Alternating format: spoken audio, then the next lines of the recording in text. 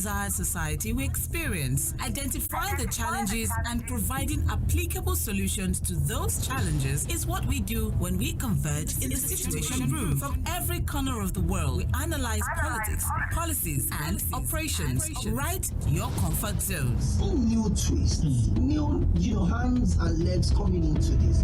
Talk to us about. You're listening to Mainland 98.3 FM.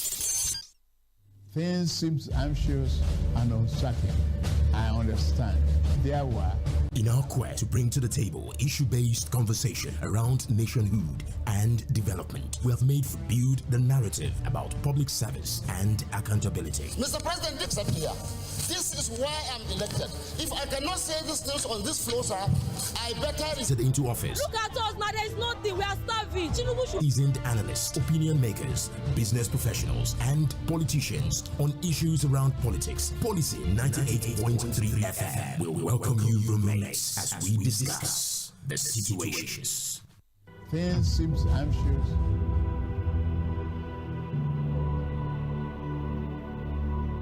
Between October 2024 and January 2025, more than 265 lives have been lost to fuel tanker explosions in Nigeria. Guess what? Twice of that number have perished in the last 2 years. In more than half a decade, tragedy had feasted on many risks. The answer is a resounding no. Scooping fuel from an overturned petrol tanker is not just risky, it is downright suicidal. Petrol, diesel, kerosene, and gas are highly flammable on one spark and disaster strikes. Ignorance or hardship cannot just relevant authorities to secure the area and prevent a potential explosion. It is better to stay alive for your loved ones who depend on you than any way being otherwise. Remember, fuel scooping is deadly. Don't take the risk. Stay alive, be alive, and live well. This message is from Mainland 98.3 FM, the sound of Lagos.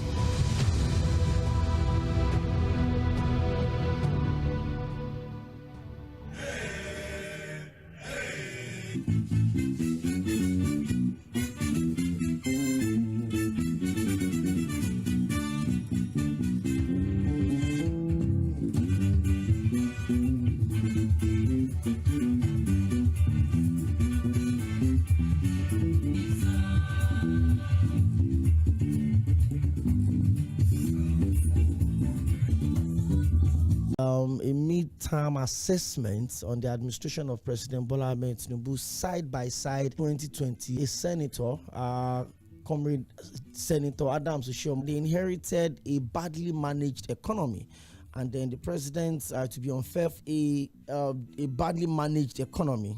And even beyond that, who are the people that led to that period?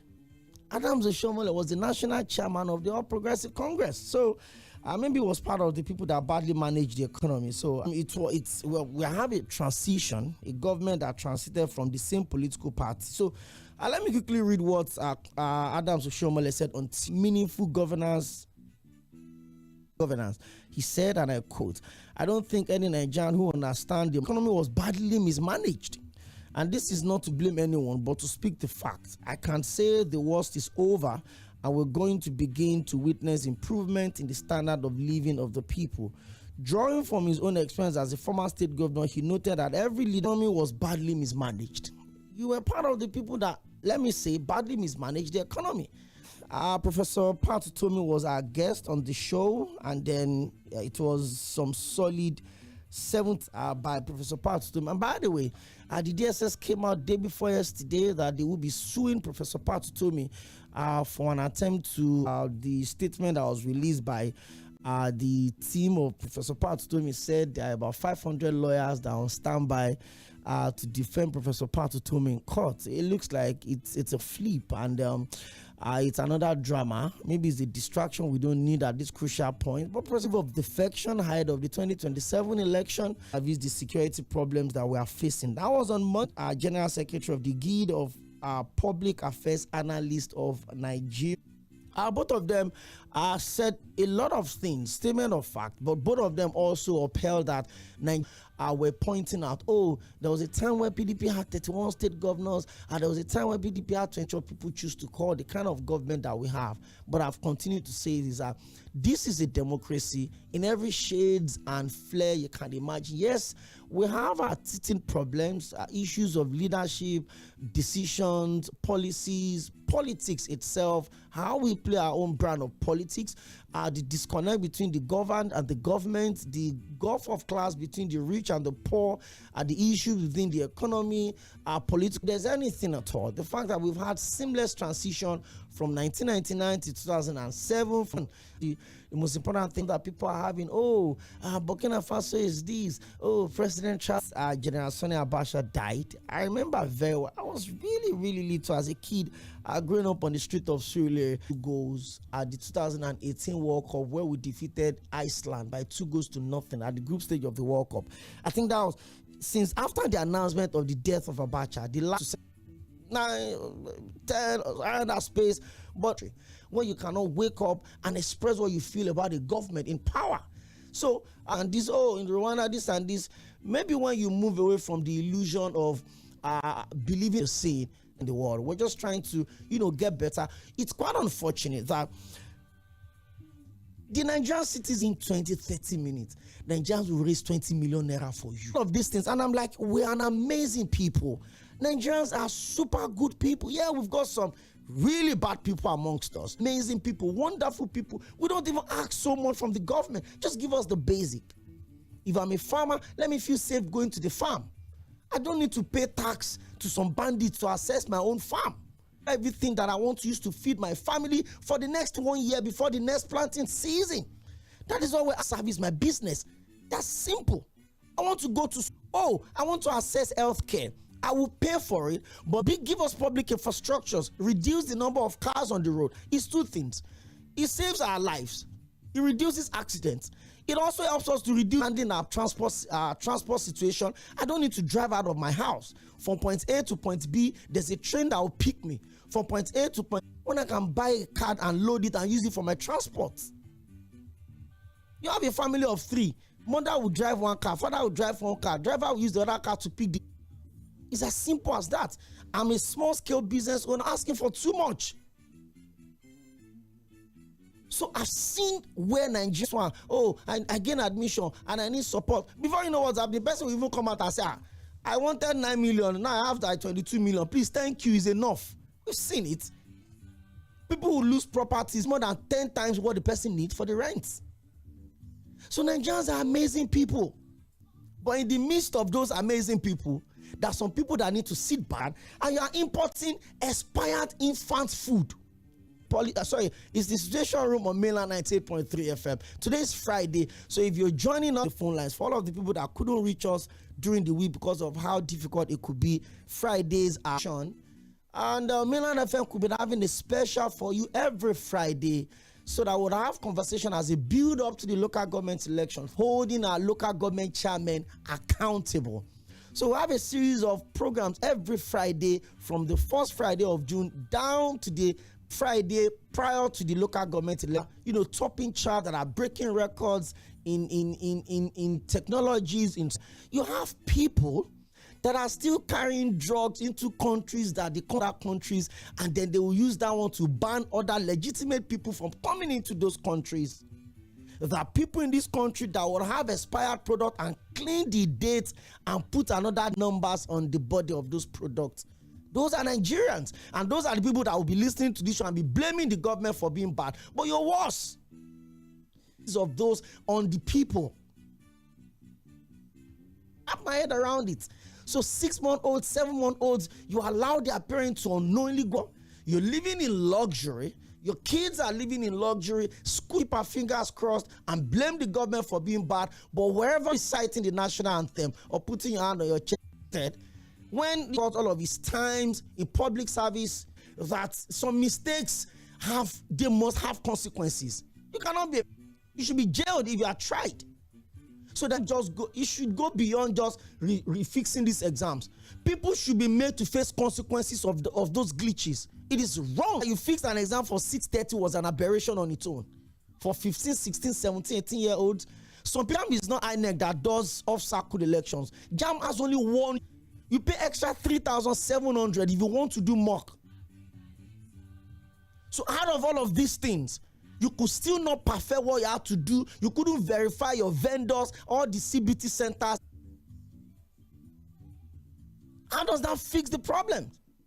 So we had that we're dealing with. And I'm like, how do you explain incompetence on the platform of tribalism? Are you Kwankwa saw that was head of JAMB and the glitch could happen? It could have been Peter Obi that was head of JAMB and the glitch could happen.